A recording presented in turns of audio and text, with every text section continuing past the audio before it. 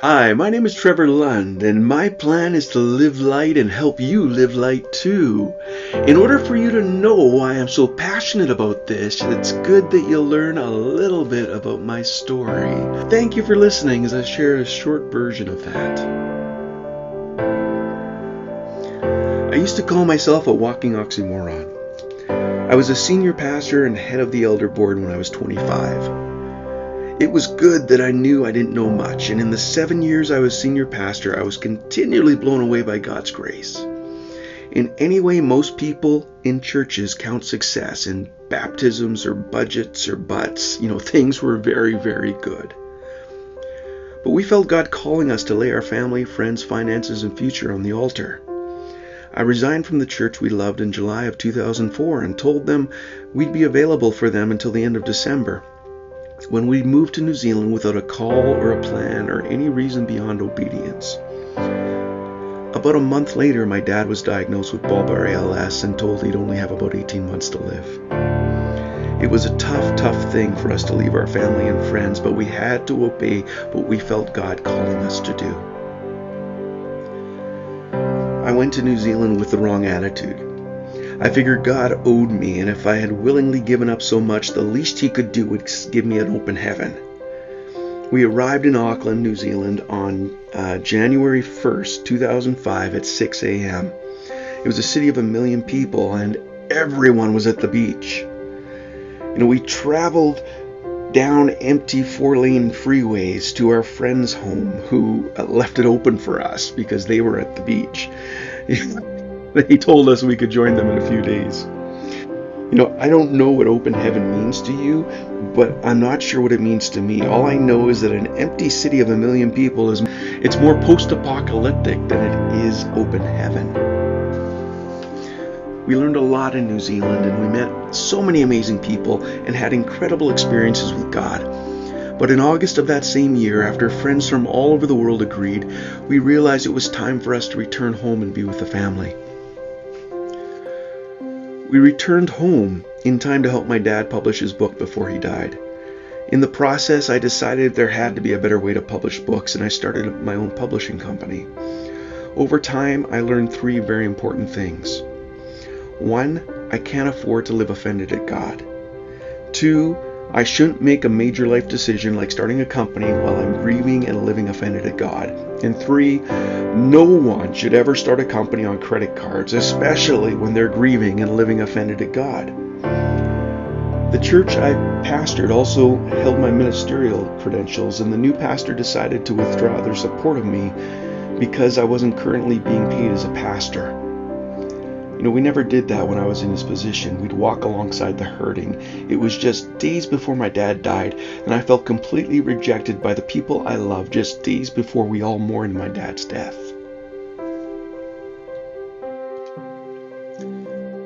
The back engine for my website I wanted developed for publishing got delayed, and I started publishing books painfully slow.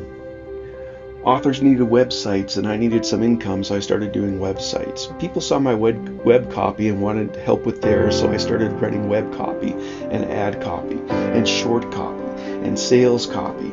I didn't like scrounging clients, so I started ghostwriting books. All of this was to keep ahead of the credit cards. I'd hustle to make the next payment. I thought I was protecting my wife if I kept our financial situation from her. You can imagine how that affected our marriage. My blog was getting 100,000 visitors a day. I had 5,300 plus subscriptions to my podcast and over 10,000 email subscribers. I had 2 Twitter accounts with over 250,000 followers on each. I created a fast from negativity that outranked Oprah's call for people to do a negativity fast. I was doing all I could to keep the balls up in the air. I was pretending everything was amazing. And from the outside, a lot of people thought so. I was getting invites from around the world on a weekly basis to come and share my message. But my wife was mad at me. She was rightfully hurt and betrayed with my admission of how much we were in debt. I felt worthless and ashamed and incapable of supporting my family. I emotionally withdrew from her and the kids. With all the web traffic, my site kept crashing. I couldn't afford the downloads for my podcast, and the fees for my email subscribers kept skyrocketing. They don't tell you about how this, the downside of success when you try to do online stuff. With no way to make money from those platforms, I had to kill them all.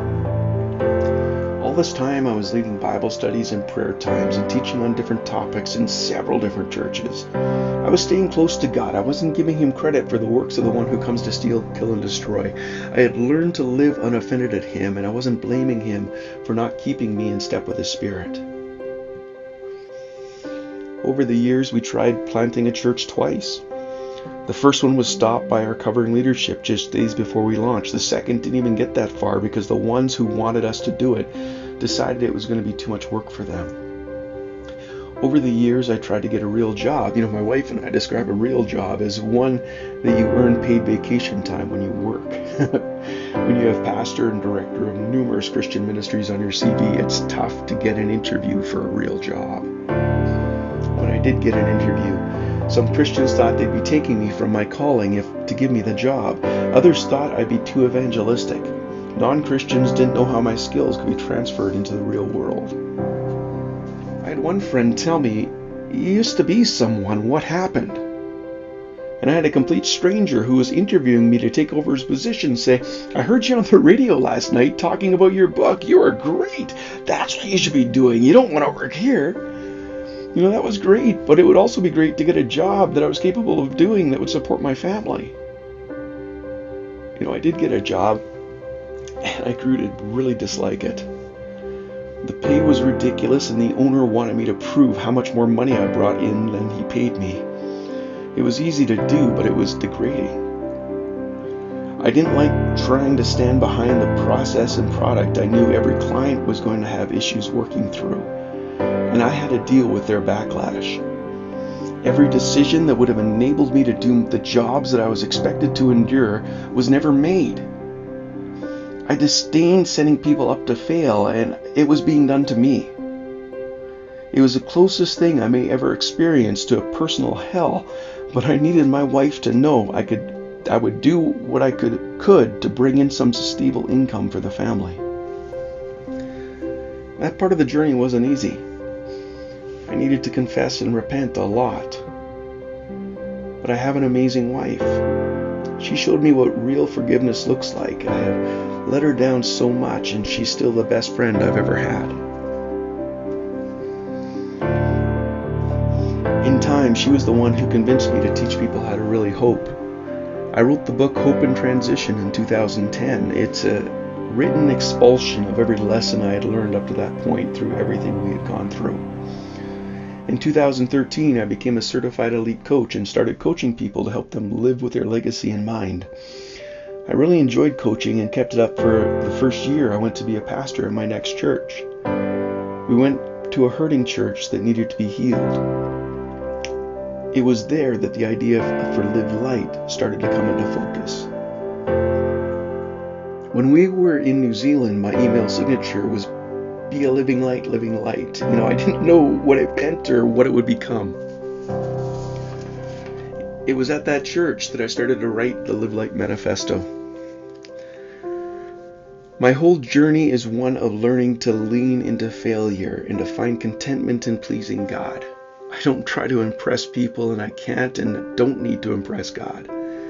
I need to be faithful, and faithfulness to God is multiplication. That's why I do classes and courses and coaching and blog posts and books, and all with the same original material.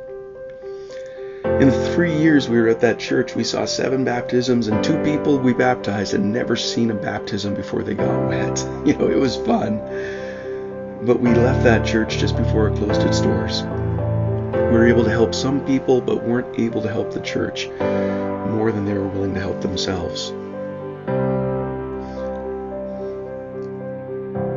In a short while, the first church I was at was looking for a pastor. I prayed about it and felt God wanted me to go back.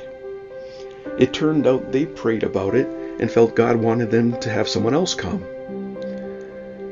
Shortly thereafter, I had a heart attack. In the year of recovery of a forced Sabbath, some things became clear. I've been entrusted with the Live Light message. It's my opus. It's the legacy God's entrusted me to make the world a better place. It's everything I've had to learn, unlearn, and relearn the hard way. I want to live light, and I want to help you live light too. You were created to walk with God in the garden in the cool of the day. Sin came into the world and you bore the consequences. Jesus came and reversed the curse and took your place and offered you his yoke that is easy and his burden that is light. You are a living light. Will you live light? I want to help you to live love radically, live intentional fearlessly, live generous joyfully, live hopeful trustfully, and to live today mindfully. And you can live that way, regardless of what you're going through in life. The darker your night, the brighter your light. It's the miracle of the transformed mind that silences the arguments and pretensions that sets themselves up against the knowledge of God. You can change how you feel. You can live light. And I'm here to help. Find out more at revtrev.com/about.